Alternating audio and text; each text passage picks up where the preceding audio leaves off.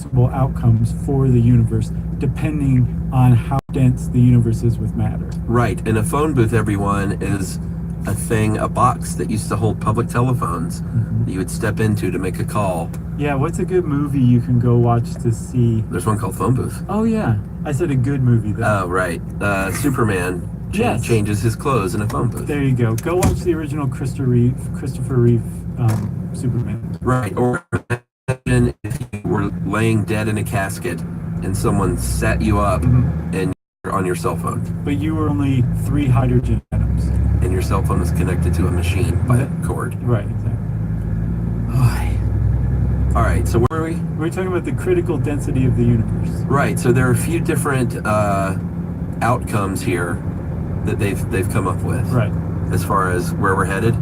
Yeah. So if the universe has a density of matter, all the matter in the universe, if you could just slice the universe up into phone booths, yes, and equally spread out all of the matter in the universe across all those phone booths, right. If that equals just a few hydrogen atoms per phone booth, again, that's the critical mass density, and if that is actually the same as the density of matter in the universe, then what we have is a universe that keeps expanding forever, because the universe started inflating at some point after the Big Bang. Yes. And this is a huge discovery in and of itself. Sure. Right? Everybody thought the universe was just kind of there and unchanging. Yeah. No, the universe is actually expanding in size. It's inflating, and the matter in the universe is actually spreading away from it. So everybody's like, is the same as the critical mass density. It's going to just keep expanding forever, but eventually it'll get kind of cool and everything's going to die and stop. And that's called critical or universe. Mass density is greater than the critical mass density. They call that the big crunch. That's not good. A closed universe, that means it'll expand and then eventually slow down, stop expanding, and then collapse on itself. Right, like you know those bungee swings? Yeah, my daughter was just on one of those. Okay, so they launch her up in the air? Right. Yep.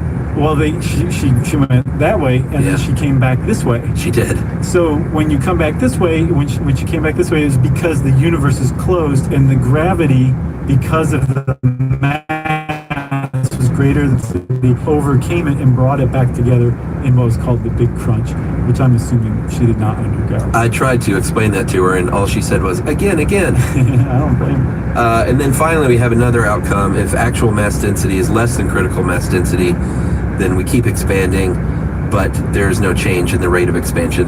We don't start expanding faster and faster. Right, and I think nothing really cools off. It just keeps going forever, which is kind of the all good one, really. That's called the Wooderson universe. Right. Yeah. All right. Or specifically the coasting or open universe. I like that. AKA Wooderson. So the only way to figure this out for sure is to live until the end of the universe, and we're talking billions, possibly trillions of years into the future. Right. Or we could just figure out how much matter there really is. The problem is, even if we can account for all the regular matter, every bit of things that makes up you, me, and everything we can see in the universe, we still have to account for dark matter. Hence the reason why people are mapping dark matter, so we can figure out truly how much matter is in the universe, and then we can predict how it's going to end. Yeah, it's not just folly and like, hey, this would be neat. Right. I mean, part of it is. Yeah. There's a peanut butter sandwich and a glass of milk at the end of that calculation. That's true. And I want to say you got anything else, but I'm not going to say that. I got nothing else. All right. Well, that's dark matter. Don't even get us started on dark energy. Please, God, don't get us started on dark energy. If you want to know more about dark matter, type that word in the search bar, or the words in the search bar. And since I said that, it's time for listener mate.